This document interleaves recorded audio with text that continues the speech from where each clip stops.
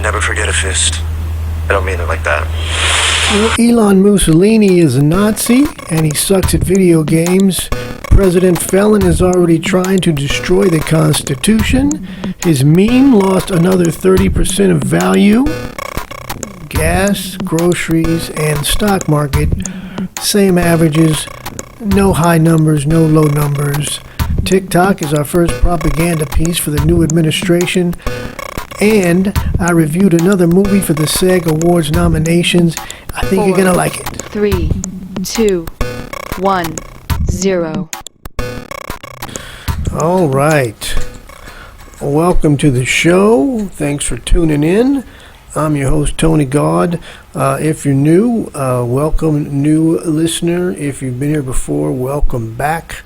Once again, before we get into everything, hit those buttons. You know the ones. The subscribe thing, the notifications, and the like. Even if you don't like it, just do it because you're a good person. You're a good person. And that's something to like. You. I like you.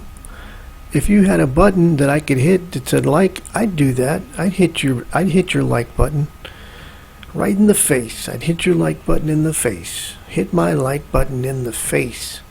And today's word of the day on the Word of God is ugly. Ugly? Yes, ugly.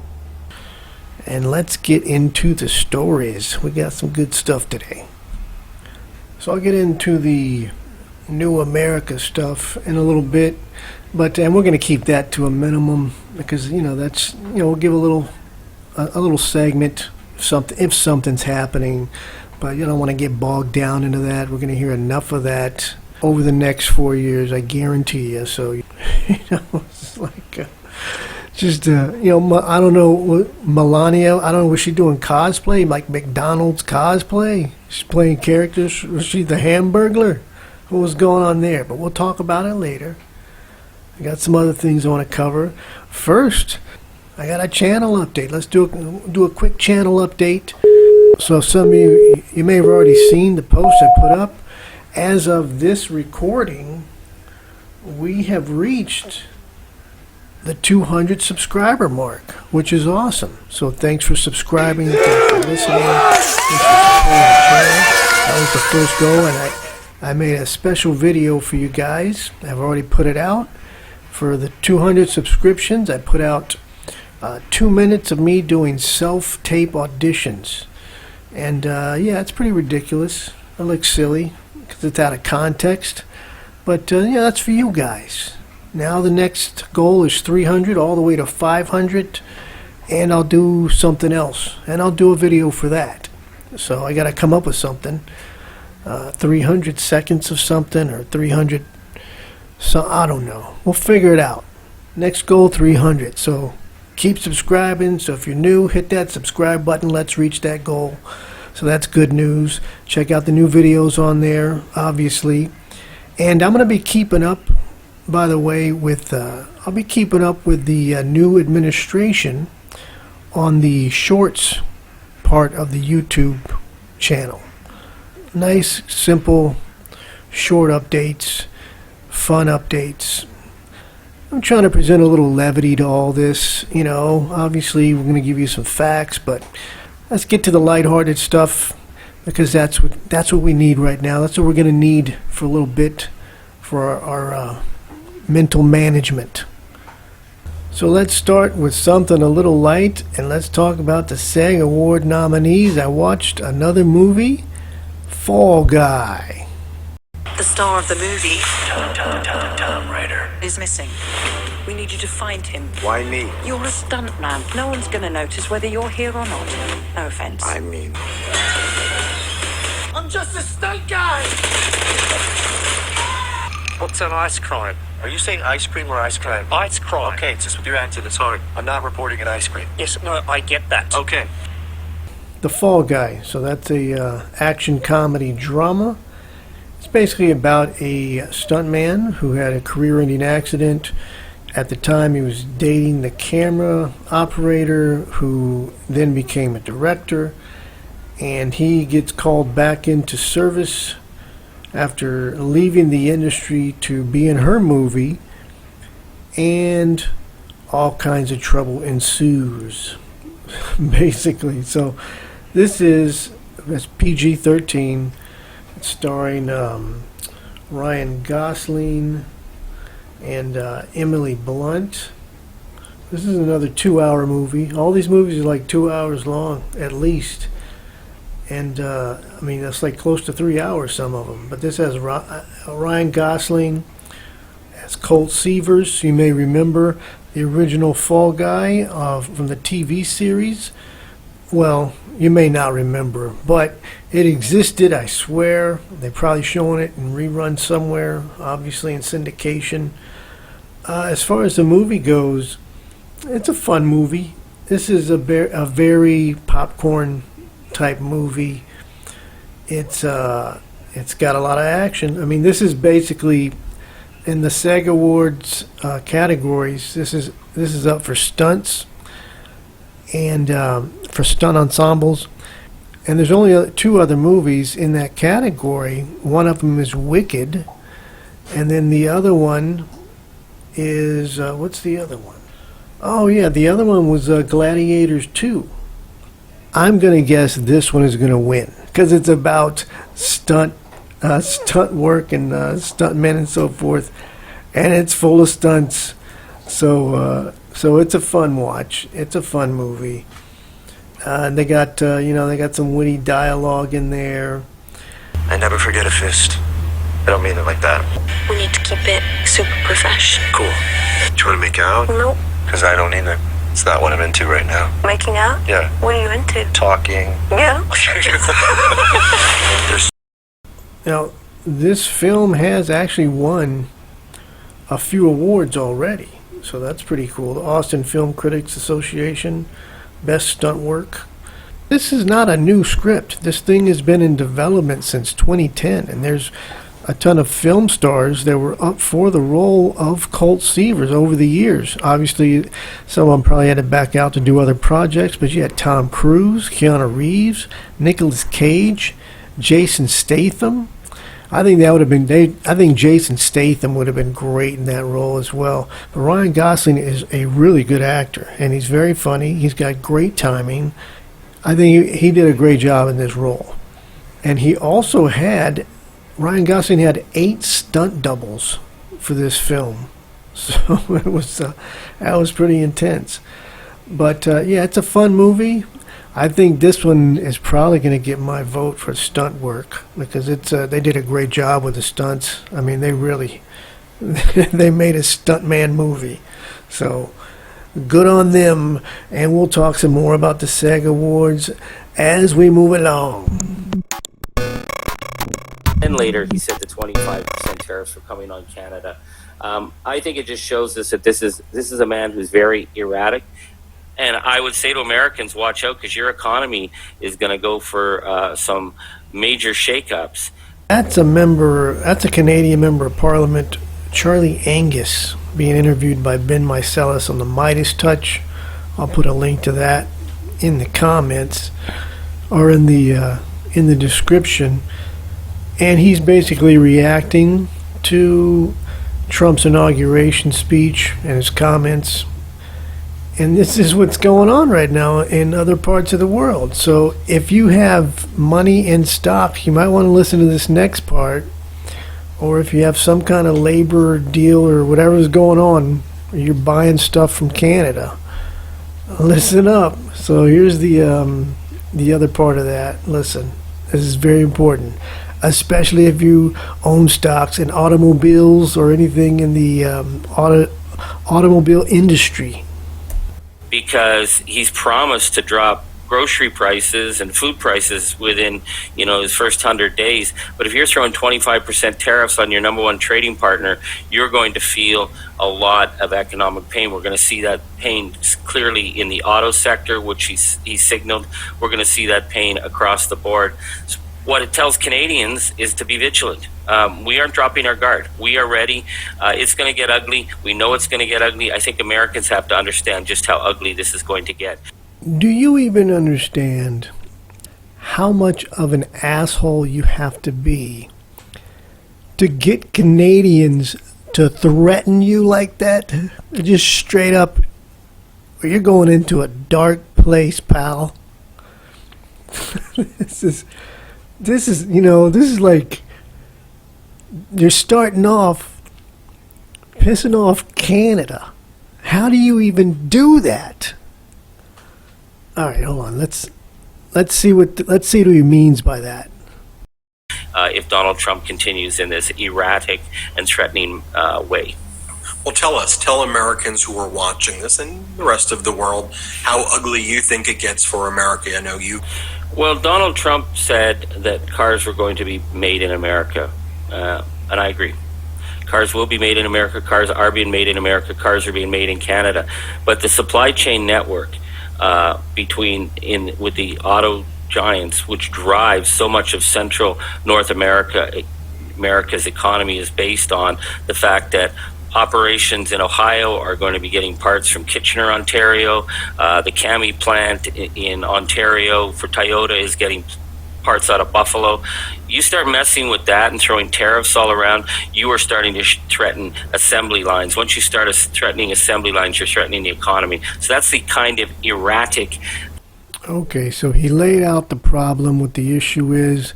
Now he's going to lay out what their resolve is, what their preliminary steps would be. All right, so let's listen in. Threats that Donald is threatening. I think in Canada there's a real effort, I think, among political leaders, keep the powder dry, keep focused on what's coming.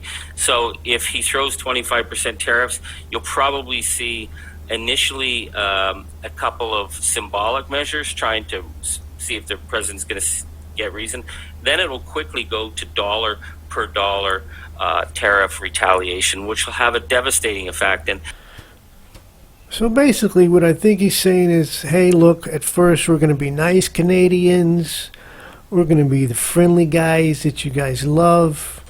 But if you don't steer straight, then we're going to match you and cancel out whatever ridiculous tariff you want to set and disrupt the economies of the entire North America and probably the world at that point, But there you go. So it's a good interview. I'll have a link for you if you want to listen to the rest of it. The only other part I want you to hear is this, because I think it's funny. There's been a lot of rage politics, but what I think Donald needs to realize, and his good friend Mr. Muskolini. Damn, you're getting clowned by a member of Parliament. That's pretty bad. All right, let's hear the final word. And if you want to hear any more, just click the link in the descriptions and check out the whole thing. Is that this is going to have blowback on far-right parties. Certainly in Canada, Pierre Poilievre, our MAGA Maple guy, has been tiptoeing around Donald Trump. By Donald continuing to keep the attention on Canada, he's bringing parties and politicians who don't normally get along together. I'm hopeful in Canada right now. I think we are going to be in for a very, very tough and dark time. There's going to be a very dark time around the world democratically, but we either meet the challenge or we roll over. And the one thing Donald Trump has put on the table is our sovereignty, our identity as a nation. So no, we don't roll over at this time. We will stand firm. It's going to be rough. It's going to be hard, but you always stand up to a bully. That's the first lesson in life. And he ends with a life lesson. Come on, man. We don't need this war. Why are we fighting Canada? It's a nice place. They're nice neighbors. Leave them alone. They got problems, yeah, but let's let them handle their problems. We'll handle ours. Let's not start something over the fence here. This is ridiculous. And then every time we go to battle, they're going to end on a life lesson? We don't need that. Come on. Do I have any Canadian listeners? I think I have people listening, or they have listened from Canada. I believe so. I've been to Canada one single time, and it's the whole reason I got my passport in the first place, was to go to Canada to compete. I was in a comedy competition, Yuck Yuck's Great Canadian Laugh Off, and I made it into the semifinals. I was a semifinalist. So I guess we appeared on television there, like the Comedy Network. but I never got a tape. I never got to see it. I think I got to see like a clip of the show, but I never got a copy. And it would have been great because that was, that was quality. That was quality video, I think that was in 2007 in Toronto, and I liked it. It was cold. It was snowing. I think it was during the winter season. It was snowing up there. They got they have big giant black furry squirrels running around. They're like everywhere, man. But yeah, I like Canada. Why am I going to go to, why do we want to go to war with Canada? Why do we want to upset that relationship? Why would we want to upset one of the easiest relationships we have with another country? I don't get it. I don't know if you guys seen that movie Canadian Bacon. You need to watch that because I think that's what's going to happen. Go watch it. John Candy, I think Eugene Levy's in there, I believe. I definitely couldn't live in Canada because it gets too cold. I'm not made for the cold like that. I've always lived in more tropical climates, but it gets crazy. It was snowing when I was up there. It's like freezing. I couldn't deal with that for how many months a year? Do you guys got to deal with that? That's crazy. I couldn't do it. I don't think I'd be very good at sledding or skiing or whatever other thing they do, sliding across ice. Ice fishing might be cool, though. I can do that. But thanks for needing to go to Canada. I got my passport, which came in very handy when I got work on cruise ships, because you needed a passport for that. So I was ready to go. And for acting, you need it, and I let it expire. And so I missed out on a couple things. So now I got a new passport. And that's the end of that story. All right, so I'm going to go ahead and close it out with the political segment. So if you guys don't want to hear the political crap, here it comes.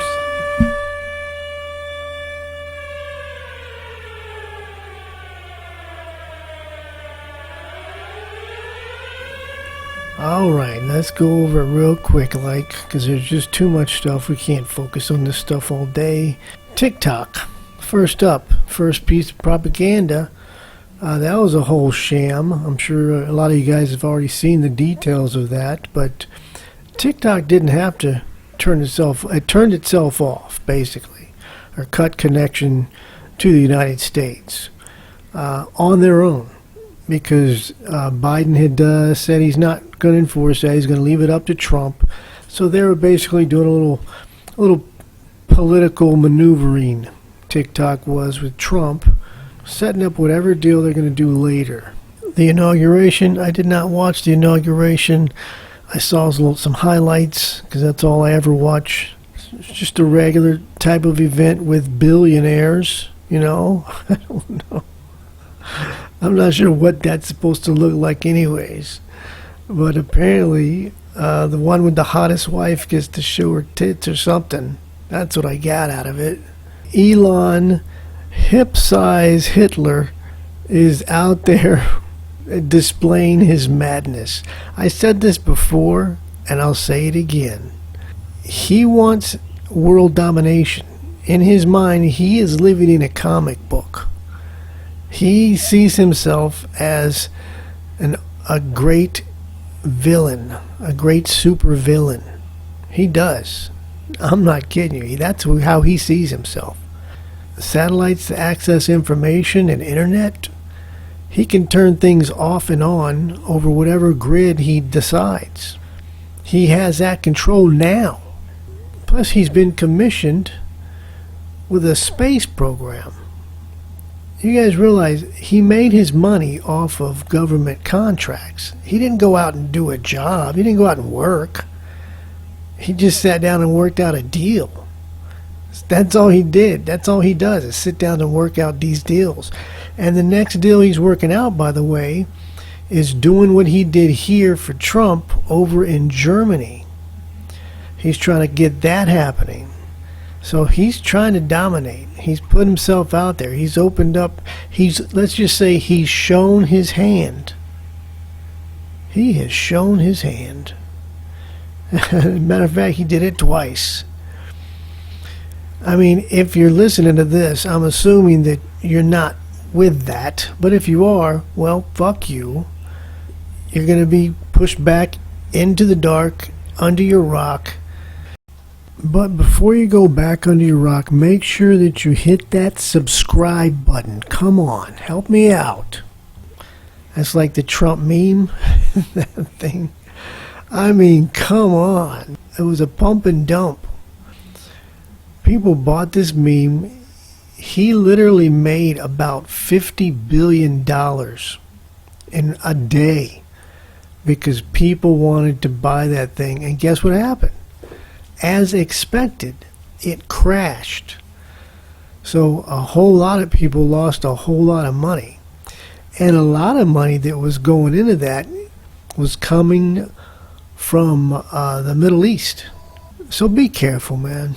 I'll pull out a couple of stories for us to keep us on track, keep from getting distracted. But it's going to be the wild, wild west. I think the lesson here is that we now know what ugly. Yes, ugly. We now know what ugly looks like. Elon's the kind of ugly that makes you want to say, If you want to take it outside, Mr. Chairman, the committee is not. Okay. If you want to take it outside. Order. Point of order. but apparently to say that you have to either be in Congress or you have to go on Dr. Phil, and he's not on the air anymore, so I guess you gotta go ahead and join Congress. But hey, thanks for tuning in and hanging out. I'm Tony Gaud, and this has been The Word of God. And I'm out.